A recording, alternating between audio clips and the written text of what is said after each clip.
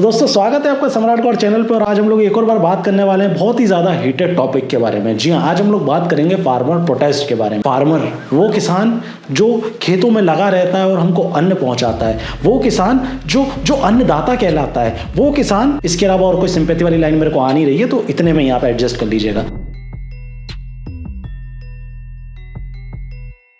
वो जो किसान है वो आज की डेट में दोबारा रोड पर आके बैठ गया है सिंगू बॉर्डर पे, और वापस से ये लोग कुछ मांग कर रहे हैं। क्या मांग कर रहे हैं वो मैं आपको आगे की वीडियो में बताऊंगा।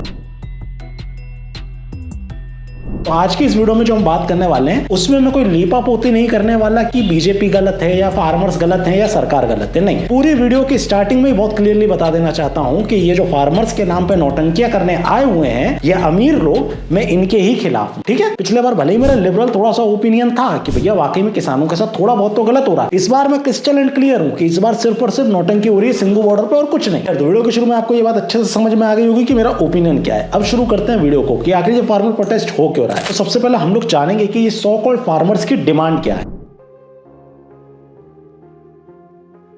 तो भैया ये जो प्रोटेस्ट कर रहे हैं इनकी सबसे पहले डिमांड ये है कि जितने भी 60 साल से ऊपर के किसान हैं उन लोगों को 10,000 रुपए महीना पेंशन मिलनी चाहिए। अब मैं आपको थोड़ा न्यूमेरिकली समझा देता हूं कि ये जो पेंशन मांग रहे हैं उससे सरकार के ऊपर क्या असर पड़ेगा। ठीक है, तो अगर एवरेज देखा जाए 140 करोड़ की आबादी वाले देश में अगर 2 करोड़ लोग भी ऐसे हैं जो 60 साल से ऊपर है और एग्रीकल्चर इनकम पे डिपेंडेंट है, तो आप एक मोटा मोटा एवरेज लगाइए। अगर 1,20,000 10,000 रुपए पर मंथ के हिसाब से साल भर का हो गया 1,20,000। अगर 2 करोड़ लोगों को 1,20,000 रुपए सालाना दिया जाएगा, तकरीबन 2,40,000 करोड़ रुपए तो यही हो जाएगा, मतलब पेंशन में चला जाएगा सरकार का। इसके अलावा इनकी अगली डिमांड है कि 200 दिन मनरेगा दिया जाए और उसका जो अमाउंट है उसे 700 रुपए बढ़ा दिया जाए। अब अगर फिगर की बात करें तो हिंदुस्तान में तकरीबन 15 करोड़ लोग ऐसे हैं जो इस लेबर टाइप के काम को करते हैं। उनमें किसान हो गए, डेली के मजदूर हो गए। अब अगर हम इनका कैलकुलेशन निकालें तो तकरीबन 21 लाख करोड़ का खर्चा आएगा ये मनरेगा वाले इनकी डिमांड पे। भारत की केंद्र सरकार का बजट है 45 लाख करोड़, उसका आधा हिस्सा मतलब आधा बजट चला जाएगा ये मनरेगा वाली डिमांड पूरी करने में। ऐसे लॉजिक्स के साथ हमारे अन्नदाता आके सड़कों पर बैठे हुए हैं।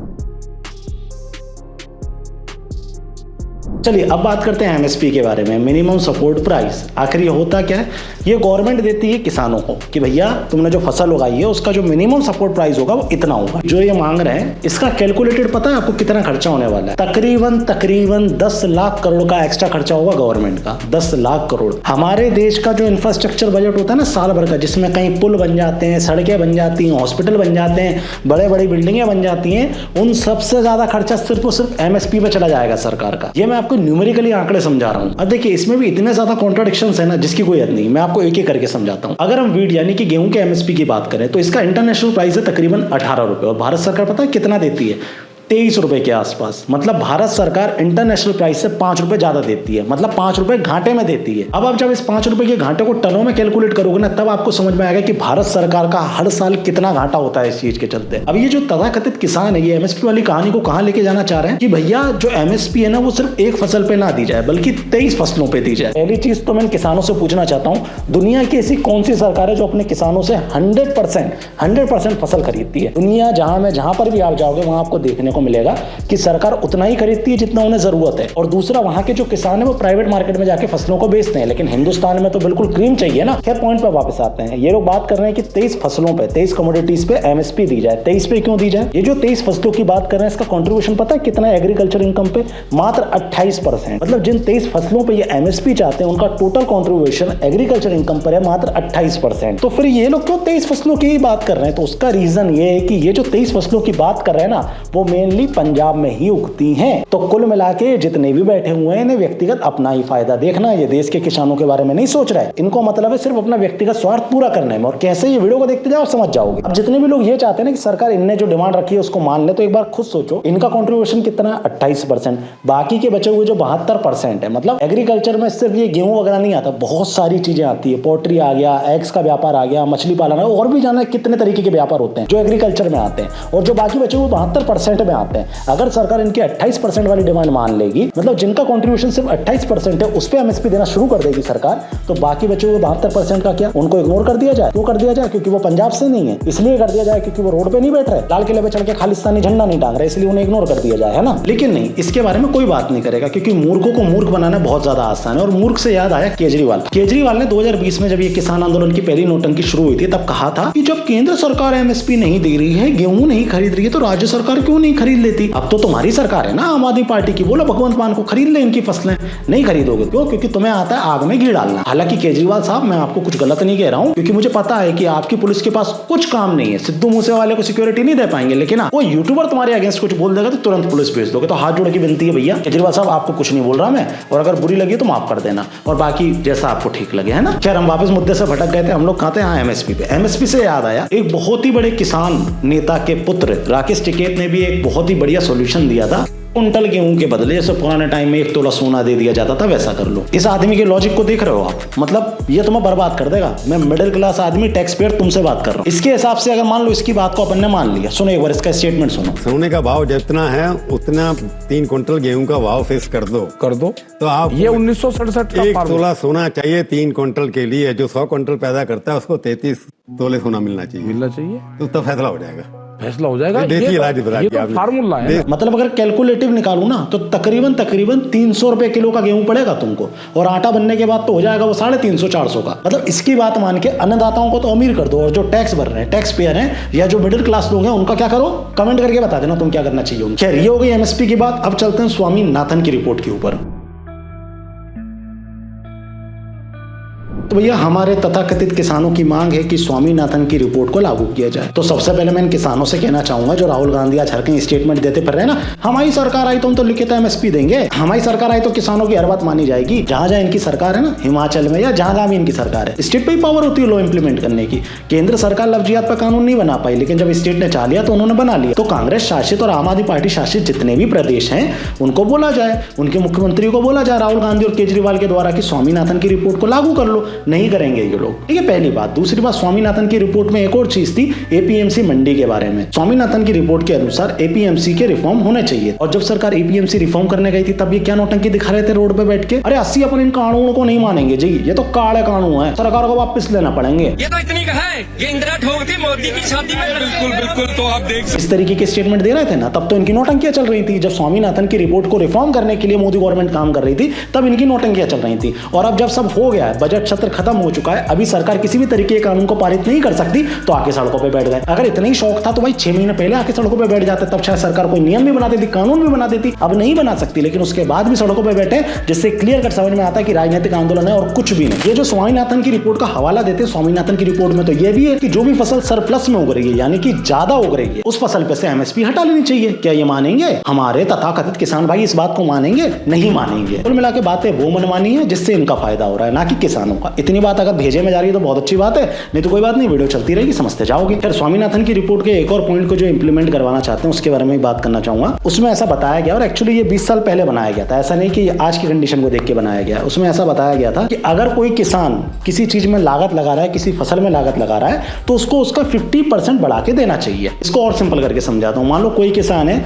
जो मेहनत करके कम लागत में 20 रुपए में फसल उगा रहा है, तो उसको कितने रुपए मिलेंगे? 30 रुपए। और वहीं पे एक किसान है जो सेम फसल गलत तरीके की टेक्निकों को यूज करके उगा रहा है, या बोला जाए तो किसी तरीके का स्कैम करके 30 रुपए में उगा रहा है, वही की वही सेम फसल, तो उसे कितने रुपए मिलेंगे? 45 रुपए। यानी कि कुल मिला के इस किसान को पिछले वाले किसान से ज्यादा प्रॉफिट होगा। क्यों? क्योंकि इसने ज्यादा लागत लगाई है। आप मुझे बताइए, इस तरीके का लॉजिक एफिशिएंसी को बढ़ाने में मदद नहीं करेगा? अगर इस तरीके की डिमांड को सरकार मान ले तो एफिशिएंसी कितनी ज्यादा बढ़ेगी। मतलब खुद सोचो ना, कोई 20 रुपए में क्यों उगाएगा? वो 50 में उगाएगा। उसे पता है कि 25 रुपए प्रॉफिट रहेगा, 20 में उगाऊंगा तो मात्र 10 रुपए मिलेगा। खैर, स्वामीनाथन की रिपोर्ट के ऊपर मेरा इतना ही टेक था। अब बात करते हैं इनकी अगली डिमांड की। जी हाँ, इनकी अगली डिमांड है कि हमारा लोन माफ कर दिया जाए। तो इसका सिंपल सा आंसर है, लोन ये लेंगे और पैसा कौन चुकाएगा? मैं और आप। आम आदमी की कमाई से जो टैक्स जाएगा उससे इनकी जो लोन है वो भरी जाएगी। बहुत अच्छा लॉजिक है भाई। अन्नदाता है जी, अन्नदाताओं के लिए इतना नहीं सेक्रीफाइस कर सकते क्या? मैं तो नहीं कर सकता, तुम्हारा जरूर मुझे कमेंट में बता देना। इसके दिन की अगली डिमांड क्या है? बिजली का बिल माफ कर दो। पता है कितना खर्चा है? तकरीबन 2 से 3 लाख करोड़। फिर से कह रहा हूं, अगर इस आड़ी टेढ़ी डिमांड को मान लिया गया तो किसकी जेब से पैसा जा रहा भाई? तुम्हारी और मेरी जेब से।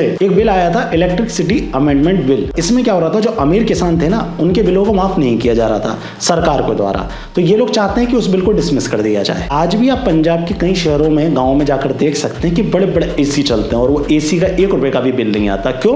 क्योंकि गवर्नमेंट की जो इलेक्ट्रिक सब्सिडी है उसके नाम पे वो माफ हो जाता है। इस तरीके के स्कैम होते हैं। दैट द रीजन सरकार इस तरीके का बिल लाई थी और ये उसको वापस करवाना चाहते हैं। खैर, वापस आते हैं वीडियो पे। हाँ, इनके अगले डिमांड पे चलते हैं। इनके हिसाब से भारत को वर्ल्ड ट्रेड ऑर्गेनाइजेशन से बाहर हो जाना चाहिए। इतना बेतुका लॉजिक, इतना बेतुका डिमांड जिसकी कोई हद नहीं। लेकिन नहीं भाई, अन्नदाताओं ने मांगी है तो कुछ सोच की मांगी होगी। इनकी एमएसपी पे उनका रेट नहीं मिल पा रहा, दैट्स द रीजन भारत को WTO से बाहर हो जाना चाहिए। जो ऑर्गेनाइजेशन पूरी दुनिया के ट्रेड को रेगुलेट करती है, जो ऑर्गेनाइजेशन लॉ बनाती है और उसको फॉलो करने के लिए हर कंट्री को बाध्य करती है, ये चाहते हैं मुझसे बाहर हो जाए। मतलब कुल मिला के हिंदुस्तान का जो इंपोर्ट और एक्सपोर्ट है उसकी मैया दैया कर लें। पहली बात, अगर मान लो किसी कंट्री के साथ हमने ट्रेड किया और कुछ गड़बड़ हो गई तो किसके पास जाएंगे? इनके पास। ये तो भारत में बैठेंगे ना आंदोलन करने, ऐसा तो नहीं यूएसए जाके बैठ जाएंगे। जब हम किसी कंट्री या कंपनी के साथ ट्रेड कर रहे होते हैं और कोई दिक्कत होती है ना, तब WTO आता है बीच में, ये नहीं आएंगे। लेकिन उसके बाद ऑडासिटी देखो इन लोगों की, मतलब शर्म आनी चाहिए भाई ऐसी डिमांड मांगते हुए, और लोगों को शर्म आनी चाहिए ऐसे लोगों को सपोर्ट करते हुए। हाँ, इनकी अगली डिमांड पे चलते हैं। इन्होंने बोला कि इनके ऊपर जितने भी क्रिमिनल केसेस लगे हैं 2020 में, वो सारे के सारे वापस ले लो। क्या केसेस थे एक बार सोचो आप लोग। लाल किले पे ये चढ़ गए खालिस्तान का झंडा लेके, पुलिस वालों को इनने मारा, पता नहीं कितने लोगों की लिंचिंग कर दी, किसी का हाथ काट दिया, मतलब क्या क्या नहीं किया इन लोगों ने। किसी को मार रहे हैं, पीट रहे हैं, मतलब हर तरीके की वो चीज करी जो जायज नहीं है, इलीगल है। और ये चाहते हैं कि भैया हमारी इस मांग को भी मान लिया जाए। क्यों मानने भाई? गलतियां तुमने करी हैं, नुकसान तुमने पहुंचा और मांग भी तुम्हारी मानी जाए। भैया जिस बात के लिए माफी मांगनी चाहिए उस बात के लिए तुम आंख दिखा रहे हो सरकार को। बढ़िया ऑडेसिटी है यार। खैर ये तो मैंने आपको इनकी डिमांडें बता दी। अब मैं आपको बताता हूं तथा कथित किसानों की जो व्यथा है, जो मर्सिडीज पे बैठ के प्रोटेस्ट कर रहे हैं, ये कितने ज्यादा परेशान है। 2016 की एक आरटीआई आई थी जिसपे गवर्नमेंट ने जवाब दिया था कि हिंदुस्तान के 8 लाख लोगों ने एग्रीकल्चर इनकम को शो किया है, यानी कि डिक्लेयर की है, यानी कि जिस इनकम पे टैक्स नहीं लगता। पता है आपको एवरेज इनकम कितनी निकली थी? 1 लाख, 2 लाख, 5 लाख, गैस करो। 83 करोड़ एवरेज इनकम निकली थी। और इनमें मोस्टली वही ये मर्सिडीज वाले किसान ही थे, पंजाब और हरियाणा के। मतलब किसानों का जो टॉप 1% है वो करोड़ों रुपए कमा रहा है, मर्सिडीज में बैठ के प्रोटेस्ट कर रहा है और सरकार को उसके ऊपर 1 रुपया नहीं दे रहा, 1 रुपए टैक्स नहीं भर रहा। टैक्स कौन भर रहा है? वो आदमी जो 20-25 हजार की नौकरी करता फिर रहा है, प्राइवेट कंपनियों में अपने जूते घिसता फिर रहा है और आपकी और मेरी तरह यहाँ पे वीडियोस बना रहा है। वो आदमी पैसा दे सकता है, लेकिन ये किसानों में 1% टॉप पे आने वाले लोग टैक्स नहीं भर सकते। एवरेज 83 करोड़ रुपए कमाने वाले टैक्स नहीं भर सकते। इसी एक और फैक्ट ऐड करना चाहूंगा, ऐसे फार्मर्स जिनके पास 4 हेक्टेयर से ज्यादा का जमीन है, ये टोटल किसानों में पता है कितने % में आते हैं? 4% में। लेकिन सुन लो, पूरा फैक्ट सुन लो, उनकी इनकम टोटल किसानों की इनकम का 20% है। यानी कि टोटल किसान जितना कमा रहे हैं ना, उसका 20% सिर्फ ये 4% वाले कमा रहे हैं। और प्रोटेस्ट भी यही 4% वाले लोग कर रहे हैं। इसके बाद और सुनो, अभी एक प्लानिंग कमीशन की रिपोर्ट थी जिसमें बताया गया था कि टॉप के मात्र 0.04%, यानी कि 10,000 में टॉप 4 इनकम वाले किसान अगर ये टैक्स भरने लगे तो सरकार को 50,000 करोड़ की सालाना एक्स्ट्रा इनकम होगी। मात्र 0.04 की बात कर रहा हूं, 0.4 नहीं, 0.04 की। आप समझ सकते हैं कि सरकार कितना लाभ ले सकती है, लेकिन नहीं लेती। देखिए, मैं किसान बिल के पूरे समर्थन में था, लेकिन सरकार ने वापस ले लिया। पिछले बार मैं थोड़ी सी सिंपैथी रखा हुआ था, इसलिए रखा हुआ था कि बहुत सारे ऐसे किसान थे जिन्हें कुछ नहीं पता था। पहला फसला के ये लोग बॉर्डर पे ले आए थे और बेचारों को ठंड में परेशान कर रहे हैं। पता नहीं कितने बुजुर्ग थे उनमें। लेकिन इस बार जो ये नौटंकी कर रहे हैं सरासर गलत है। मैं कसम से, मैं भाजपा का प्रवक्ता नहीं हूँ, लेकिन उसके बाद भी मुझे जवाब देना पड़ रहा है। खुद जाके सर्च करना, मोदी गवर्नमेंट ने इनके लिए कितना काम करके दिया। 6,000 रुपए की सम्मान निधि भेजते हैं मोदी जी हर साल। 2013 में एग्रीकल्चर बजट कितना था? 27,000 करोड़। आज कितना है? 1,25,000 करोड़। 2014 से पहले जितनी एमएसपी दी जा रही थी, आज 61% बढ़ा के दी जा रही है उससे। पहले तकरीबन 76 लाख किसानों को एमएसपी मिला करती थी, आज तकरीबन 1 करोड़ से ज्यादा किसानों को मिल रही है। ऐसे एक टाइम था जब किसान यूरिया के लिए बहुत परेशान रहते थे, आपस में लड़ते रहते थे। इसके लिए सरकार ने कितने इंप्लीमेंट किए ये कोई ने बताया आपको? सरकार नीम कोटेड यूरिया लाई, मतलब जिसकी यूरिया है वही उसे यूज करे। और ये यूरिया वाली इतनी बड़ी प्रॉब्लम थी जिसकी कोई याद नहीं, लेकिन सरकार ने इसको हल किया और आज की डेट में ये भूल भी गए होंगे। खैर, ऐसी ना जाना कितने काम है मैं एक्सप्लेन करते करते थक जाऊंगा। मैं यहाँ पर सिर्फ फैक्ट की बात करता हूँ। पहली बात दोस्तों, किसानों में और अमीर किसानों में अंतर समझो। ये जो मर्सिडीज में बैठे हुए हैं ये कहीं से कहीं तक किसान नहीं है। इसके अलावा आपने जो इमेज देखी ना किसान की, बेचारा हल लेके चल रहा है, खोद रहा है, पानी नहीं गिर रहा है, ये जो आप इमेज देखते हैं ना भाई, वो मजदूरों की होती है। जो बिहार और यूपी के जो बेचारे मजदूर होते हैं या फिर पंजाब के भी जो मजदूर होते हैं नीचे तबके के, वो इनके खेतों में जाके मजदूरी करते हैं। उन्हें लाभ नहीं मिलेगा इन सारी चीजों का। इस चीज का लाभ मिलेगा किनको? इन लोगों को जो सड़कों पर बैठे हुए हैं। दूसरी बात, ये चाहते हैं कि लिखित में एमएसपी दे दी जाए, सारी फसलों पे दे दी जाए। पॉसिबल है? अगर सरकार अपना सारा का सारा बजट इन्हीं सारी चीजों में खर्च कर देगा, बेमतलब जिस चीज को आप उगाए जा रहे हो, अगर उस चीज की सरकार को डिमांड नहीं है, नीड नहीं है, सरकार जबरन तुमसे खरीदेगी, तो फिर क्या इससे सरकार घाटे में नहीं जाएगी? और सरकार जब घाटे में जाती है तो इसका ये मतलब नरेंद्र मोदी घाटे में चले गए या मध्य प्रदेश में मोहन यादव घाटे में चले गए। जब सरकार घाटे में जाती है तो आप और मैं घाटे में जाते हैं। जब महंगाई बढ़ती है तो आपको और मुझे भुगतना पड़ता है, ना कि मोदी जी को भुगतना पड़ रहा होगा, ना अमित शाह जी को। आपको और मुझे भुगतना पड़ेगा। ये बात समझ में? तो सरकार अगर इन आड़ी तेरी डिमांडों को मान लेगी तो कितने घाटे में जाएगी खुद सोचो, और वो घाटे में जाएगी तो हम कितने घाटे में जाएंगे, ये बात को समझो। इसके अलावा ये जो इनकी नौटंकी है कि किसान जो उगाता है उसे सरकार खरीदती नहीं है, 100% कैसे खरीद सकती है यार? अगर कोई चीज 100% सरकार खरीद ले तो तुम भी किसानी करने लगो, मैं भी किसानी करने लगता हूं भाई। मतलब कौन सा ऐसा व्यवसाय है जिसमें 100% प्रॉफिट होता है? अब अगर आप एग्रीकल्चर को बिजनेस नहीं मानते तो आप मूर्ख है भाई, क्योंकि आपको कोई भी चीज फ्री में नहीं मिलती। आप में से कितने लोगों को गेहूं फ्री में मिल जाता है? जिन लोगों का राशन कार्ड होगा, जो लोग बीपीएल वगैरह में आते हैं, उनको कौन देता है? मोदी सरकार देती है, यानी कि गवर्नमेंट के पैसे से आता है। इसके अलावा तुम्हें फ्री में गेहूं मिलता है क्या? जाओ किसी राशन की दुकान पे बोलो 2-3 किलो आटा दे दे, 2-3 किलो गेहूं दे, 2-3 किलो चावल दे दे फ्री में, अगर दे दे तो देगा? नहीं देगा, बिल्कुल नहीं देगा। क्यों? क्योंकि उसने खुद खरीदा मंडी में जाके। तो ये जो लॉलीपॉप पकड़े देते हो कि नहीं भाई ये अन्नदाता किस, मतलब